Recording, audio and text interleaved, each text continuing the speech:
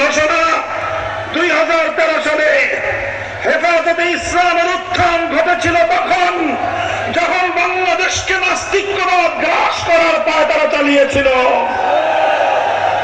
শাহবাগী চেতনার নামে আমার বাংলাদেশের নতুন প্রজন্মকে যখন নাস্তিক বানাবার ষড়যন্ত্র হয়েছিল, হেফাজত রক্ত দিয়েছে, জীবন দিয়েছে এদেশ থেকে নাস্তিক্যবাদকে রুখে দেওয়ার জন্য। আজ সেই জালিম শাহীর পতনের পরেও এখনো পর্যন্ত শিক্ষা ব্যবস্থা থেকে নাস্তিক্যবাদের শেকড় উপড়ে ফেলা হয় নাই।